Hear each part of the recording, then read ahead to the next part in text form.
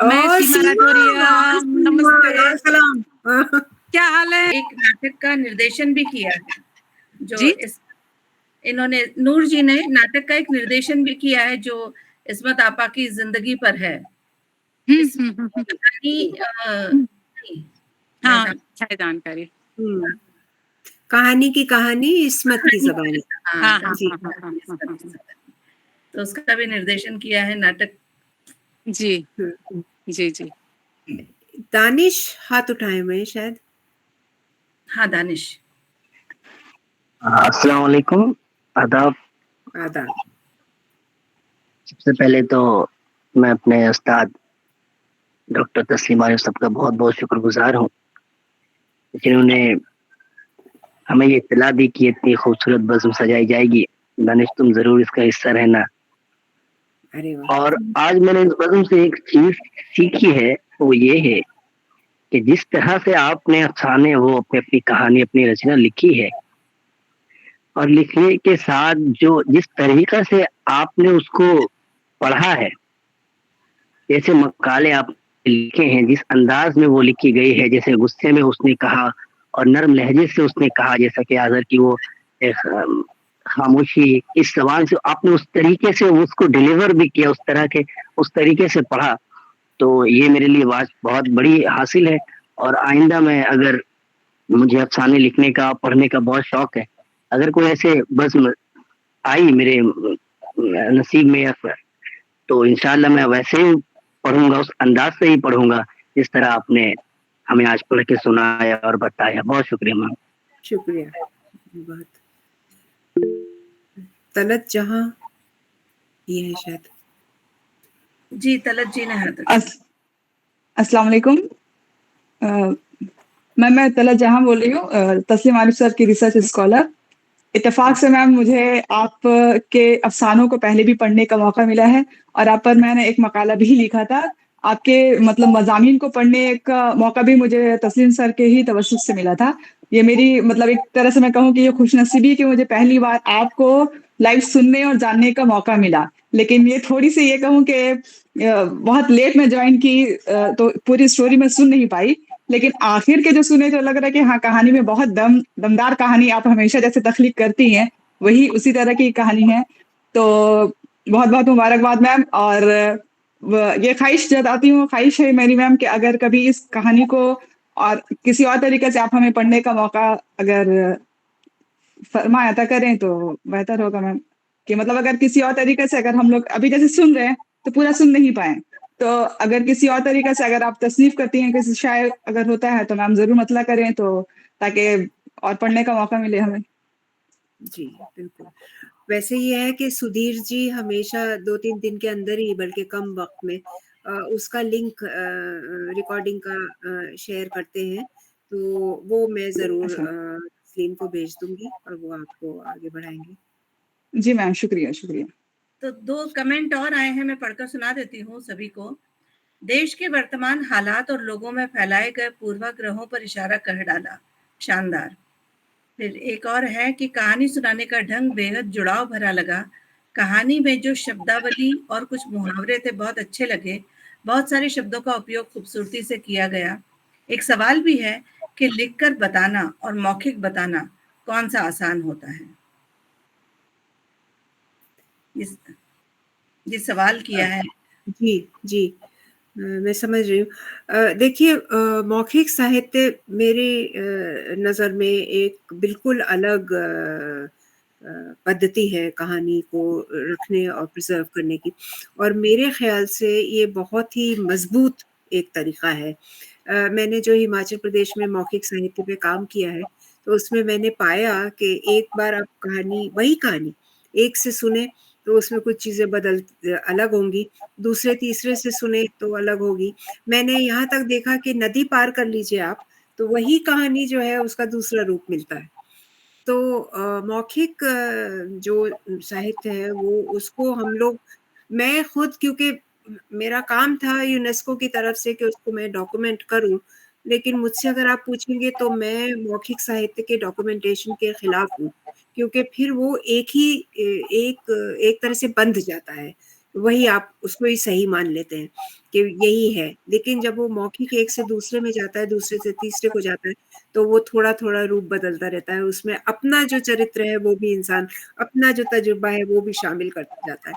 तो वो एक आसान या मुश्किल तो मैं नहीं कहूँगी कि क्या आसान है, क्या मुश्किल है। मुझे ज़बानी कहानियाँ भी सुनाना बहुत अच्छा लगता है। वो कहानी जितनी छोटी हो, उतने में सुनाने में मज़ा आता है। तो मेरी नई किताब जिस पे मैं काम कर रही हूँ, मैं बहुत समय तो नहीं ले रही हूँ ना, नहीं, नमिता जी? नहीं, नहीं, नहीं, नहीं, नहीं, बिल्कुल नहीं, बिल्कुल नहीं, बिल्कुल। नई नई किताब जिस पे मैं काम कर रही हूँ, उसका मकसद ही यही है कि एक कहानी अगर आप दिन में पढ़ लें, तो आपका दिन अच्छा गुज़र जाता है। तो ज़ाहिर है उसके लिए ज़रूरी है कि कहानी 1 पेज भर की हो। मतलब आप पे इतना इतना बोझ ना डाला जाए कि 6-7 पेज की कहानी आप सुबह-सुबह उठ के पढ़ें, तो आपका दिन अच्छा जाएगा। तो और उसका टाइटल मैं पहले अंग्रेज़ी में उसको लिख रही हूँ, उसका टाइटल है a story a day keeps the blues away. So हाँ, वो जैसे है कि an apple a day keeps the doctor away, तो वही वाली बात है। और एक और आया है, अच्छा कुछ ये तस्लीम जी के कुछ स्टूडेंट्स हैं जो जिन्होंने आज ये ज्वाइन किया है। ये जो ओमपाल जी का जो सवाल था कि लिखकर बताना और मौखिक बताना, तो मैं इस पर थोड़ा-सा अपना भी विचार रखना चाहूँगी, माफ़ी चाहती हूँ आप बिल्कुल, सबसे बिल्कुल, नहीं, नहीं, बिल्कुल रखिए। कि दोनों की अपनी खूबसूरती है, जहाँ तक मुझे लगता है, कि दोनों को कंपेयर करना भी अपने आप में थोड़ा-सा अलग होगा, क्योंकि जो मौखिक परंपरा की हम बात करते हैं, उसका अस्तित्व ही तब तक है जब तक वो मौखिक परंपरा में है। हुँ, और लेखन, जैसा मैंने आपको नूर जी बताया था कि मैं हिंदुस्तानी साहित्य को पढ़ना और लोगों को सुनाना पसंद करती हूँ। तो इस पढ़ने के दौरान मुझे ऐसा लगा कि कुछ कहानियाँ ऐसी हैं जो मैं, अगर क्योंकि हिंदी भाषी हूँ, तो अगर 2-4 बार पढ़ लूँ तो मैं सुना सकती हूँ। जी, और जी, जी। हिंदी भाषी होने के कारण मेरे कोई ना तो ग्रामेटिकल एरर होंगे या शब्द अगर इधर-उधर हो गए तो भी सही से कहानी पहुँच जाएगी। लेकिन जब मैंने इस्मत आपा को पढ़ा, जब मैंने मंटो को पढ़ा, जब मैंने गुलज़ार साहब को पढ़ा, तो मुझे महसूस हुआ कि शब्दों की भी अपनी खूबसूरती है। जैसे जब मैं आपकी भी कहानी की अगर बात करूँ तो इसमें अगर अगर हम इसको इस तरह से देखें कि मैंने आपकी कहानी 1 बार पढ़ ली, 2 बार पढ़ ली और अगर मैं सुनाऊँगी, तो कई फ्रेजेज़ जो हैं उनमें शब्द अगर फेर-बदल हो गए, तो उसकी खूबसूरती कम हो जाएगी। तो इसलिए मुझे लगता है कि शायद अगर ये दोनों चीज़ें अलग-अलग रहें, तो अम, उसकी अहमियत शायद उस तरह से चलती रहेगी, ऐसा ऐसा मेरा मानना है। तो सही है, मैं समझती हूँ। जी। हैं, आपको सुन रहे हैं, आपकी तहरीरों को पढ़ रहे हैं। रहे हैं। खुदा आपको लंबी उम्र दे, आपकी सभी कहानियाँ मुझे पसंद हैं, लेकिन अफ़साना बालूचरी सबसे हुँ, बेहतरीन कहानी है और यही कहानी आपको अफ़साने की दुनिया में हमेशा ज़िंदा रखेगी। जी, तो नूर जी, एक एक मेरी भी गुज़ारिश है कि जी, आप चाहे तो सुधीर जी को भेजिए। आपकी कहानियाँ जिन किताबों में हैं, तो वो कहाँ से मिल सकती हैं? चाहे वो प्रकाशन गृह के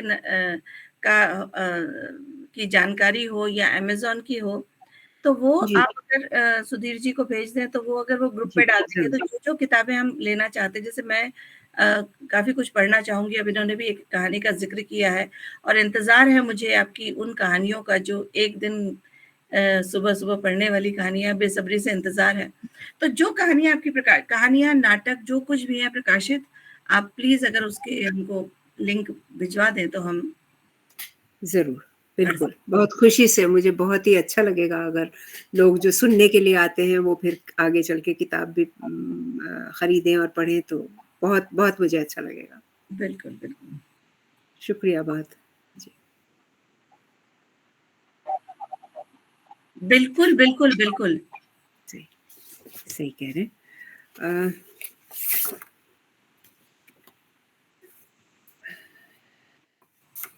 मुझे ऐसा हम लग रहा है लोग कि मैंने ज़्यादा जी, बात की है, मुझे पता नहीं क्यों ऐसा है, बहुत कुछ बोल रही हूँ, तो माफ़ी चाहती हूँ।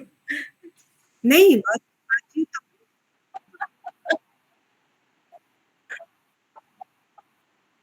जी।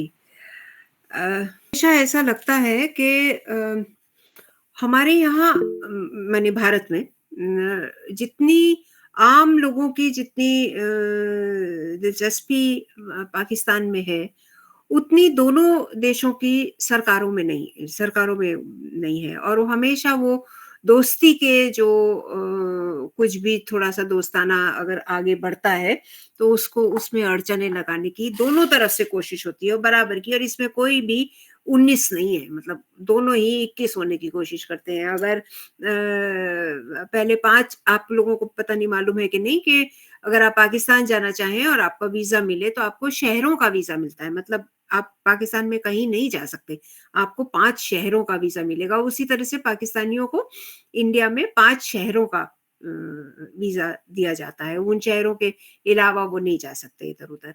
तो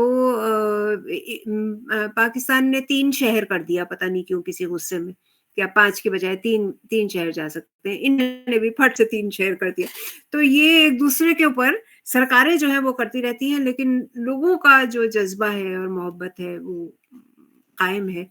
और मैं समझती हूँ एक दूसरे के इसकी बारे में जानकारी हो तो शायद अच्छा होगा। तो ये कहानी उस मूल की है जो कि कनाडा में बेस्ड है। इसका नाम है प से प्यार, प से प्रतिवाद। चेतना का इरादा नहीं था कि वो टोरंटो में हानिया से मिलेगी।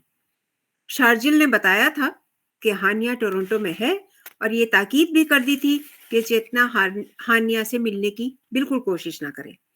लेकिन एक्टिविज्म की दुनिया इतनी छोटी है कि धरती के किसी भी कोने में चले जाइए, एक्टिविस्ट एक दूसरे की तरफ चुंबक की तरह खिंचे हुए चले आते हैं। अजीब है ये इंसानियत का मामला भी। फैले तो भुखमरी और युद्ध से लेकर के महिला अधिकार और विस्थापन को अपने भीतर समो ले, और सुकड़े तो बस दिल को दिल से राह होने पर ठहर जाए। पाकिस्तान और भारत का तो किस्सा ही अलग है। जितना सरकारें आपस में लड़ती हैं, आम जनता में दूसरों के लिए उतने ही नजदीक से जानने की ख्वाहिश तीव्र हो जाती है। इसलिए उसके कनाडा भर में होने वाले लेक्चर सीरीज में विस्तर शहर में हानिया का चले आना कुछ अजीब नहीं था।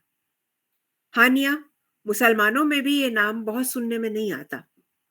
चेतना के चौंकने पर हानिया धीरे से मुस्कुराई और बोली, हाँ, ये नाम आम नहीं है। चेतना उसका पूरा नाम पूछने ही वाली थी कि उसने कहा, कल मैं आपसे मिलकर के एक साक्षात्कार करना चाहती हूँ। कल तो मैं वैंकूवर जा रही हूँ। मैं आपको वहां तक अपनी कार में ले जाऊंगी। मैंने वहां के आपके प्रोग्राम ऑर्गेनाइजर्स से बात कर ली है। मैं प्रोग्रेसिव आइडियाज नाम के पोर्टल के लिए आपका इंटरव्यू चाहती हूँ। अच्छा, चेतना ने दिल में सोचा, तो ये खाटी माल है।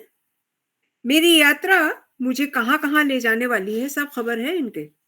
चलो, मिलना होगा तो ये पता चल जाएगा कि ये शार्जिल वाली हानिया है या नहीं।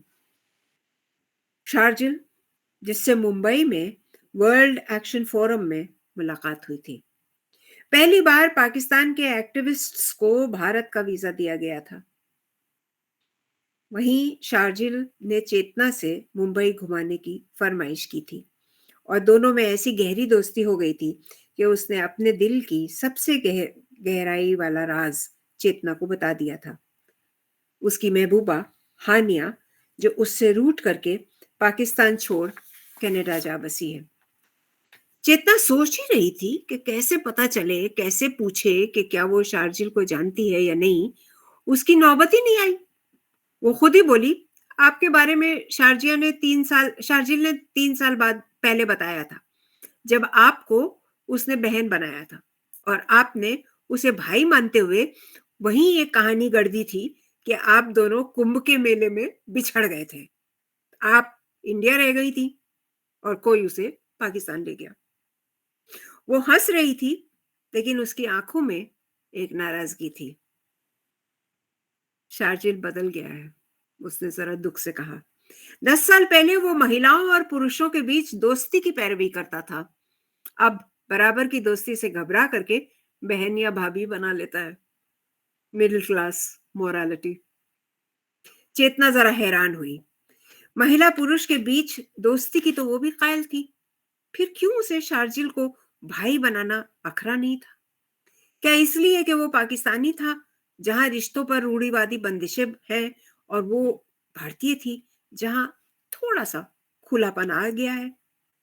ये सब सोचने में वो इतनी उलझी कि फौरन की परेशानी के बारे में सोचना ही भूल गई। जब हानिया अगले दिन का समय तय करके चली गई, तब उसे ख्याल आया कि जब शार्जिल ने उसे हानिया से मिलने के लिए मना किया था, तो उसने खुद क्यों हानिया को बताया कि वो कनाडा आने वाली है और उससे मिले जरूर। सवाल ऐसी उलझन बना कि चेतना को रात भर ठीक से नींद नहीं आई। सुबह तैयार हो ही रही थी कि हानिया आ गई और बड़ी सहजता से उसकी उलझन दूर कर दी। शार्जिल की आदत है, एक दोस्त से कुछ कहता है, दूसरे से कुछ उसका ठीक उलट कह देता है। उसे मजा आता है। मुझे उसने आपसे मिलने को कहा और आपको मना किया। ऐसा क्यों? चेतना ने हैरानी से पूछा। बस, कंट्रोल फ्रीक है उसका एक तरीका। उसकी लाइफ में कुछ है नहीं ना। सहज को उसने ठुकरा दिया है और जो अनोखा था उसे त्याग दिया है। आइए, कार में बातें करेंगे। बैग उठाते हुए चेतना ने पूछा, इतनी बातें 2 घंटे के सफर में हो सकेंगी क्या? बहुत बातें कहाँ हैं, और बातों का क्या है? जितना चाहे खोलते जाएं और जब चाहे लपेट लें। तुम मुझे अपनी और शार्जिल की दोस्ती तो नहीं सुनाने वाली हो ना?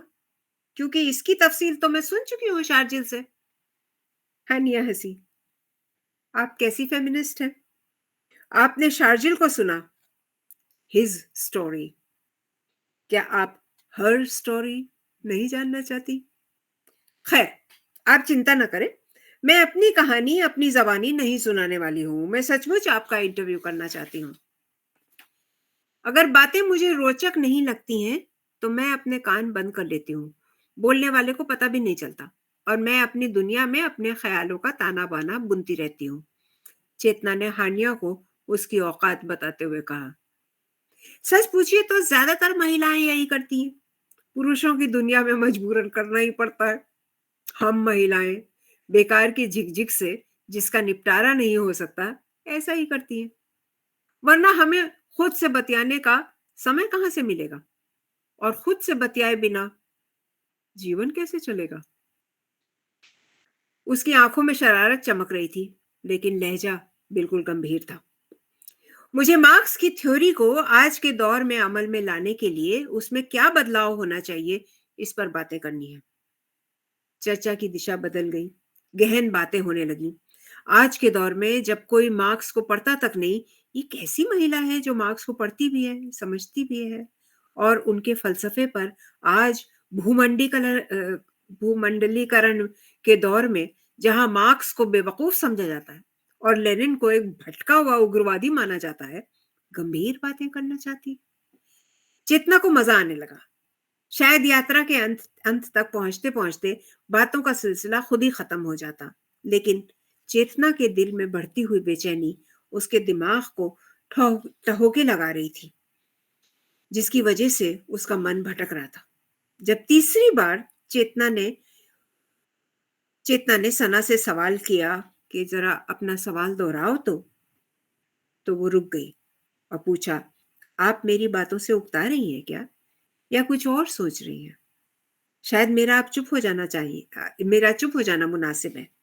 नहीं नहीं, ऐसा नहीं है। कुछ अलग सवाल उभर रहे हैं जो जवाब ना पा करके मेरे चित्त को बेचैन कर रहे हैं। एक समझने वाली सी मुस्कुराहट हानिया के होठों पर पल भर को खेली और गायब हो गई। मेरे और शार्जिल के बारे में? हाँ और नहीं। तुम इतनी जानकार हो, पढ़ी लिखी समझदार हो। शार्जिल के लिए तुम बिल्कुल मुनासिब पार्टनर हो। इतना एक जैसे लोगों में अलैदगी कैसे हो गई? शार्जिल ने तुमको क्यों जाने दिया? देखिए, इसीलिए किसी भी घटना का महिला और पुरुष पक्ष दोनों जानना जरूरी होता है। शार्जिल ने मुझे रोकने की बहुत कोशिश की। चले जाने का फैसला मेरा था। एक ही शहर या देश में रह करके अलग होना संभव नहीं था, इसलिए देश छोड़ने का फैसला भी मेरा ही था। कारण? क्या प्रेम खत्म हो गया था? वो तो अब भी जिंदा है। तो फिर क्या वजह हो सकती है? शार्जिल ने बताया, तुम्हारे पास पिता की विरासत में पाया हुआ बहुत अच्छा फ्लैट है कराची में, तुम अच्छी नौकरी भी करती थी और शार्जिल भी। हम में बहुत सारी बातें एक जैसी थी, साहित्य में रुचि, अच्छी फिल्में देखने का शौक, बच्चों में अरुचि, खानदान का नाम चलाने की कोई इच्छा नहीं, और मोहब्बत भी अपनी जगह बरकरार थी, है ना? तो फिर अलग अलग क्यों हो गए? कुछ और भी था हम दोनों के बीच, क्या उसका जिक्र नहीं किया शार्जिल ने? चेतना ने दिमाग पर बहुत जोर डाला और इनकार में सिर हिलाते हुए बोली, नहीं, कुछ याद तो नहीं आ रहा। जो चीजें हमें करीब लाई थी, जिसने हमें जोड़ा था, हम कॉलेज में साथ थे और प्रजातांत्रिक छात्र संघ में हमारी मुलाकात हुई थी। कॉलेज से यूनिवर्सिटी, 6 साल स्टूडेंट्स को संगठित करना, सभाएं करना, युवा उत्सव मनाना, कहीं भी सिर्फ गाना बजाना ना हो, मनोरंजन ना हो, उनमें छात्र संगठनों की राजनीति भी स्थान पाए, सोच का आदान प्रदान हो, बातचीत हो। यहां तक तो हम दोनों में बराबरी थी। यूनिवर्सिटी खत्म हुई तो हम छात्र आंदोलन से बाहर हो गए और नौकरियां तलाश करने लगे, और साथ ही ये भी चिंता थी कि अपने एक्टिविज्म, अपनी विचारधारा धारा वाली पॉलिटिक्स को कैसे जिंदा रखें। चेतना की आंखों के आगे एक नौजवान जोड़ा दुनिया में पैर जमाने की कोशिश में भटकता, किसी मकाम पर हारता, कहीं कामयाब होता, लेकिन संघर्ष जारी रखता नजर आने लगा। बतियाते, हंसते, नए दोस्त बनाते। तस्वीर इतनी दिलकश थी कि चेतना के दिल से एक आह निकली, जवानी ऐसी ही तो होनी चाहिए। मुश्किल से उसने अपने भटकते हुए ख्यालों पर काबू पाया और पूछा, तो मुश्किल कहाँ थी? क्या आपने नहीं देखा, छात्र राजनीति से निकले कितने ही लड़के लड़कियां दुनिया की भीड़ में खो जाते हैं। बाएं बाजू की पार्टियां इतनी कारगर नहीं कि इन्हें अपने अंदर समो ले, और पाकिस्तान में लेफ्ट पार्टियों का वजूद ही कहाँ है। महिलाएं तो शादियां, घर बार, बाल बच्चों में उलझ करके रह जाती हैं। एक्टिविज्म का दायरा वैसे ही इतना संकीर्ण है और औरतें तो उसमें से तकरीबन नदारत है। शार्जिल ने अकेले एक्टिविज्म का बीड़ा उठा लिया। शुरू में मुझे भी अपने साथ ले जाता था। दूसरे कार्यकर्ताओं ने जरा ताज्जुब जताया, कुछ ने जरा नाक भौं चढ़ा करके नाराजगी जताई, कुछ ने कहा, आहा, लड़की, वो भी अकेली। जैसे भाव से मुझे वो अपने साथ भी दोस्ती करने की दावत दी। मेरे इनकार पर यूं चिढ़े जैसे मैं उन्हें उनके जायज हक से वंचित कर रही हूं। मैंने मीटिंग्स में, जलसों में जाना छोड़ दिया, लेकिन शार्जिल को कभी नहीं रोका। एक्टिविज्म के मंच हैं ही कितने। सब समझदार लोग अगर पल्ला झटक के अलग हो जाएंगे तो काम कौन करेगा और अंदर से सफाई कौन करेगा? चेतना को अचानक हानिया पर बहुत प्यार आया। ये बराबरी चाहने वाली नारीवादी थी, जो महिलाओं को समाज पर हावी नहीं करना चाहती थी, बराबर से दोनों पहियों को समान देखना चाहती थी। फिर शार्जिल गिरफ्तार हो गया। मुझे फिक्र भी हुई और फक्र भी। फिक्र बढ़ी क्योंकि जिस मंच से वो गिरफ्तार हुआ था, वहां से उसकी बेल की कोई कोशिश नहीं हो रही थी। मैं जुट गई उसकी बेल करवाने में। खुश थी कि ये जिम्मेदारी मुझ पर आन पड़ी है। उसका इंतजार भी करना, उससे मोहब्बत भी करना, उससे प्रेम को जिंदा रखना और उसकी रिहाई की कोशिश भी करते रहना। एक औरत ही इतनी मल्टीटास्किंग कर सकती है। जब शार्जिल छूटा तो कितनी खुशी हुई, इसे बयान करना मुश्किल है। हम साथ साथ होंगे, काम चालू रहेगा। मैं नजर आऊं या ना आऊं, मैं मौजूद रहूंगी। मेरा भी योगदान होगा। आंदोलन में शिरकत का कोई और रास्ता मुझे नहीं नजर नहीं आ रहा था, लेकिन आंदोलन से दूर मैं होना भी नहीं चाहती थी। पब्लिक स्फीयर में औरत की मौजूदगी मुस्तकिल घट रही थी। सिंध के विश्वविद्यालयों में जहां कभी हिजाब दिखाई नहीं देता था, अब लड़कियों ने बुर्के पहनने शुरू कर दिए थे। देश की इकोनॉमी मुस्तकिल बिगड़ रही थी। फौज हर महकमे के अहम ओहदों को हथिया रही थी। देश का गुजारा IMF और वर्ल्ड बैंक के कर्जों पर चल रहा था। सड़कों पर असुरक्षा बढ़ गई थी। जन आंदोलनों को अपनी भूमिका निभाने का इससे अच्छा मौका फिर कभी नहीं मिलने वाला था। जन आंदोलनों के अलावा चारा भी क्या था? निहत्ती जनता अहिंसा का ही तो रास्ता अपना सकती है। हवा में गर्माहट थी। बेनजीर भुट्टो देश लौटने वाली थी। सबके दिलों में आजादी, जमहूरियत और इंसानियत का जैसे जाप चल रहा था। हम दोनों दिन भर दफ्तर में गुजारते और रात देर तक किसी जुलूस, गोष्ठी, जलसे की तैयारी करते। शिरकत शार्जिल ही करता, लेकिन मेरे बनाए हुए पोस्टर, बैनर उठाए हुए, मेरे लिखे हुए पैम्फलेट बांटता और लौटने के बाद रात देर तक मुझे पूरे इवेंट की तफसील सुनाता। एक रात हम दोनों इसी तरह काम में जुटे हुए थे कि अचानक शार्जिल ने कहा, मैं थक गया हूं। मैंने फौरन कहा, तो चाय बनाऊं या कॉफी? उसने जवाब दिया, नहीं, मैं पूरी तरह से थक गया हूं। मैंने लाड करने के अंदाज में कहा, अभी काम रख देते हैं, सुबह जल्दी उठ करके सब निपटा देंगे। वो देर तक फर्श ताकता रहा, फिर धीरे से बोला, मैं इस सब से थक गया हूं। उसने बिखरे हुए कागजों, आधे बने हुए पोस्टरों और फैले हुए रंगों की तरफ इशारा किया। मैं इन कभी ना खत्म होने वाले, कहीं ना पहुंचने वाले आंदोलनों से उकता गया हूं। अरे, ऐसे हाथ छोड़ देने से कैसे चलेगा कॉमरेड? मैंने मजाक में बात पलटने की कोशिश की। उसने मुझे झिड़कते हुए कहा, अब मुझे आराम की जिंदगी चाहिए। एक NGO, बहुत सारे पैसे, देश विदेश में कॉन्फ्रेंस। यानी अब तुम्हें बातें करनी है, काम नहीं। मैंने भी साफ बात की। जो चाहे समझ लो। काम अब भी कौन सा हो रहा है? नतीजा क्या निकला है इतने सारे काम से? कोशिश तो जारी है ना शार्जिल, लोग जागरूक तो हो रहे हैं। तुम तो ऐसा कहोगी। तुम्हारा क्या योगदान है? घर में सुरक्षित बैठती हो? मैं सन्न रह गई। हमेशा साथ दिया उसका, विचारधारा को समझा और उस पर अमल किया। जेल, थाने, कोर्ट, वकील के चक्कर लगा लगा करके किसी तरह उसकी जमानत करवाई। कभी उसे अपनी सी करने से रोका नहीं। उसकी पीठ पीछे कितनी बार सरकारी जासूस एजेंसियों ने पूछताछ के लिए बुलाया। 2 बार घर की तलाशी हुई। 3 बार घर लौटी तो दरवाजे का ताला टूटा हुआ मिला। मैं घर पर सुरक्षित बैठती हूँ। तुम्ही ने कहा, औरतों के साथ ज्यादा बदसलूकी करते हैं और बेनकाब महिला को तो तंग करना अपना फर्ज समझते हैं। मुझे इनका डर नहीं है। कल से मैं भी तुम्हारे साथ जुलूस में चलूंगी। देखें क्या होता है। वो कुछ देर चुप रहा, फिर जरा सख्ती से बोला, तुम्हें जाना है तो जाओ। मैं अब और कहीं नहीं जाने वाला, न कल वाले जुलूस में, न आगे किसी रैली या धरने में। मुझे ज्यादा देर नहीं लगी ये समझने में कि वो अब एक पस्त आदमी है, जो खुद से भी हार गया है। अब ना उसका व्यक्तित्व है, ना रीढ़ की हड्डी, ना कुछ बदलने का जज्बा और ना ही उसका कोई वजूद।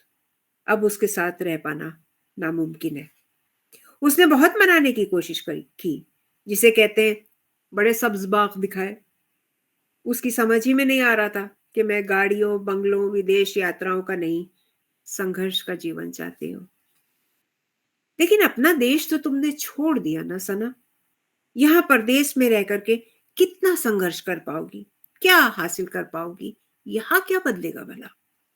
चेतना ने एक गहरी सांस खींचते हुए कहा, ये पूरी तरह से कैपिटलिस्ट समाज है, जो अपनी लोकतांत्रिक छवि को बचाए रखने के लिए फ्रीडम ऑफ एक्सप्रेशन के छलावे बनाए हुए है।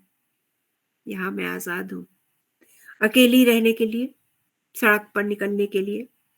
यहाँ मुझे किसी की छांव की जरूरत नहीं। मेरे बनाए हुए पोस्टर मैं खुद उठा करके चल सकती हूँ।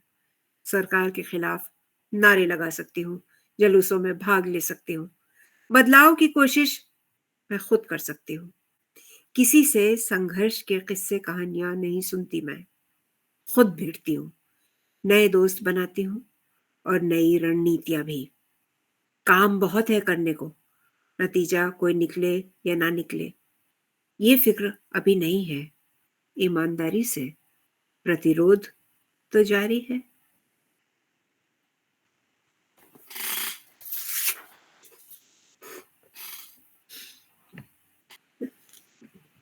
बहुत शानदार। महिला व्यक्तित्व की जो आपने स्थापना की, वो बहुत गहराई से की और एक बहुत संदेश देने वाली कहानी, जिसने बहुत कम शब्दों में और बड़े धीरे से बड़ा गहरा संदेश दिया है। बहुत बहुत शुक्रिया, बहुत शानदार।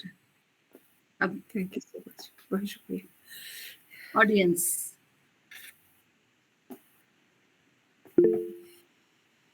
नरेंद्र जी बताइए।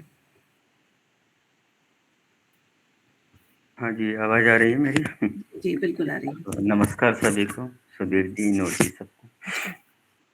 पहली बात तो कहानी सुन रहा था, जो मुझे पिछले 5-7 साल में जो भारत में घटित हो रहा है वो ज़्यादा याद आ रहा था। ऐसा लग नहीं रहा था कि ये बेनज़ीर भुट्टो के टाइम की बात कर रहे हैं, तो आप 20वीं शताब्दी के लास्ट की बात कर रहे हैं ना।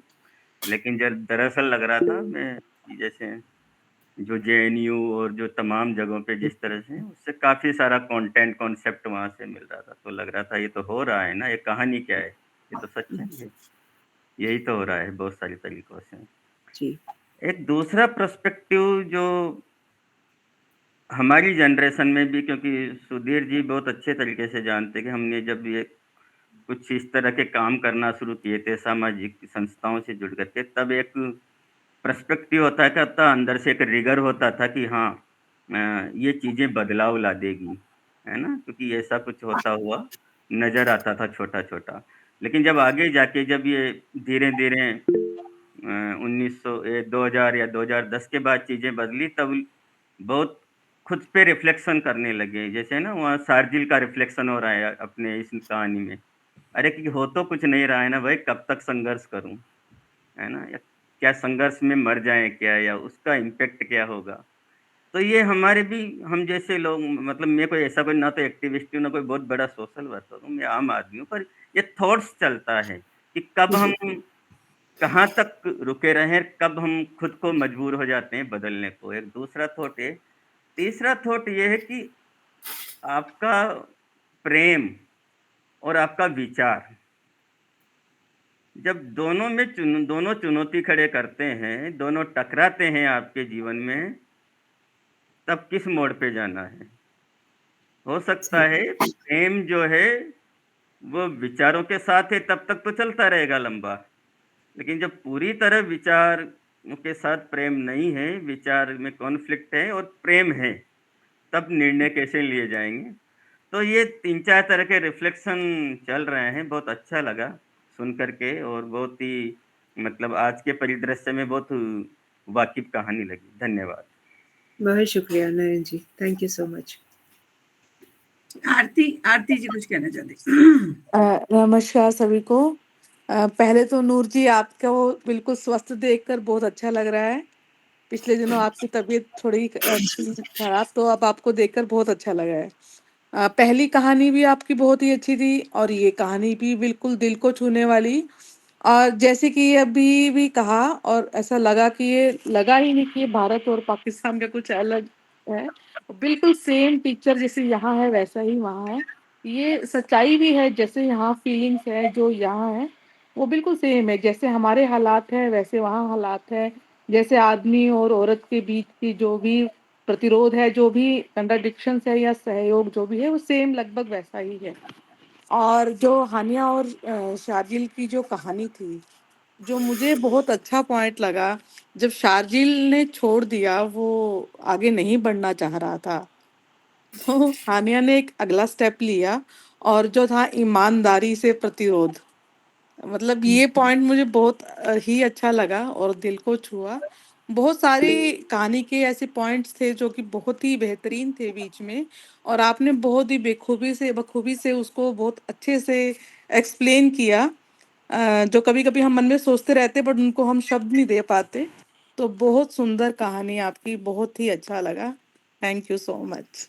बहुत शुक्रिया। आरती की बात को ही मैं ऐड करूंगी कि उसने प्रतिरोध में भी प्रेम कम नहीं हुआ, हान्या का प्रेम बरकरार रहा, रास्ते अलग हो गए, रास्ते के प्रेम में कमी नहीं आई। उसने उसी हाँ। शिद्दत से चेतना को बता रही है, उसी गहराई से, उसी तरह से।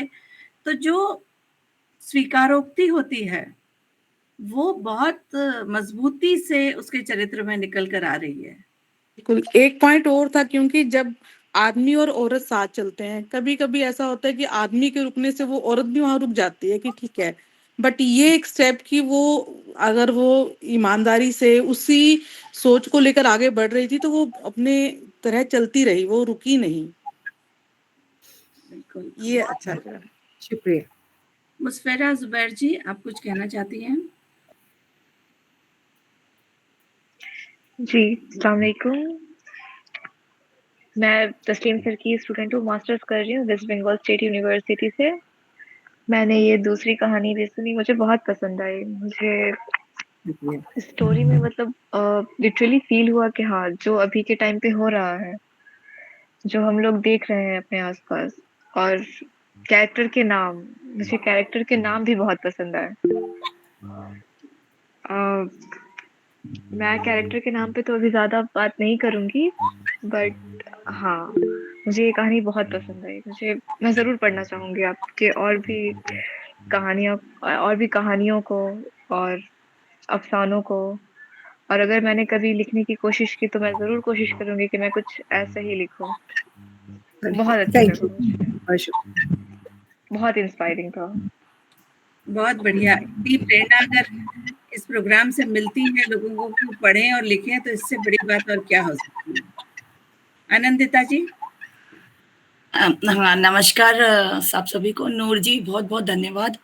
आपने जिस तरह से दर्शाया कि एक नारी अगर डिटरमाइंड हो जाए तो क्या कुछ कर सकती है समाज में, तो इस पहलू को आपने बहुत अच्छे से इस कहानी में दर्शाया। Thank you so much. मैं भी आपकी और कहानियाँ पढ़ने की कोशिश ज़रूर करूँगी। जी। वैसे तो ये है कि लेटेस्ट मेरा जो कहानी संकलन है वो राजकमल से आया है, सयानी दीवानी नाम से। शबाना जी। मंगा सकते हैं। Okay, thank you.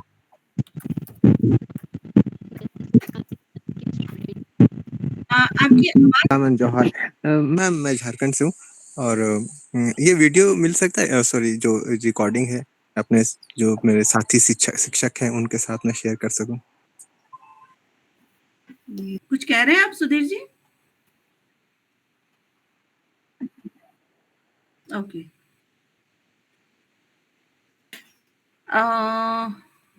कॉन्ट्रेशंस मैं गलत पढ़ रही हूँ, मुझे ऐसा लगता है। Freedom of choices to work, to move and background of different countries. Background of different countries, depicting progressive examples along with dominated ideas. फिर सयानी दीवानी नाम डाल दिया है। और आपको सबको बता दूं, मैं भी फटाक से लेती हूँ क्योंकि 2 ही बची हैं अमेज़न पे। ओके, खुशखबरी है मेरे लिए। मैं बस इस प्रोग्राम का तुरंत ऑर्डर करती हूँ। प्रोग्रेसिव मूवमेंट के लोग किन मानसिक हालातों से जूझ रहे थे होना चाहिए, उसका चित्रण बहुत ही खूबसूरती से किया है। Please share number. Sir, number किसका चाहिए इनको? साजिद जी। आनंदिता जी ने भी कहा है कि प्लीज।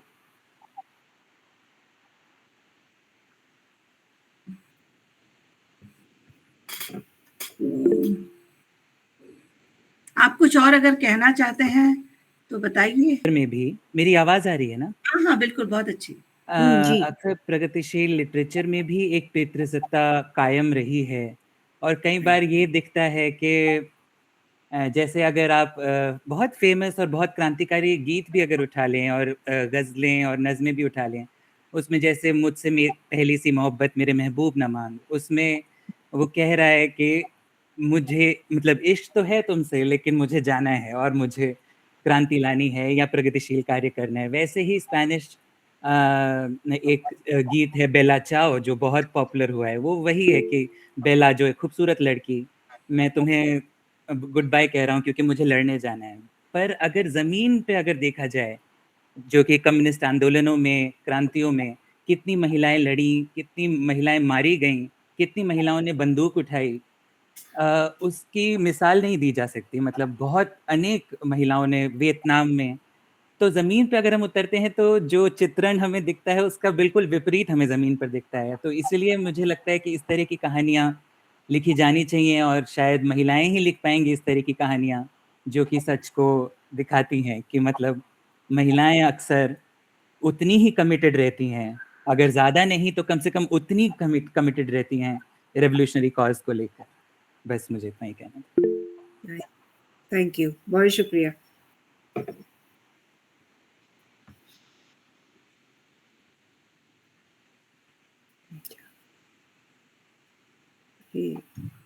तलत जहां। जी मैम, मुझे आपकी कहानी तो मुझे हमेशा से ही तमाम कहानियाँ मुझे अल्लाह तरीन लगती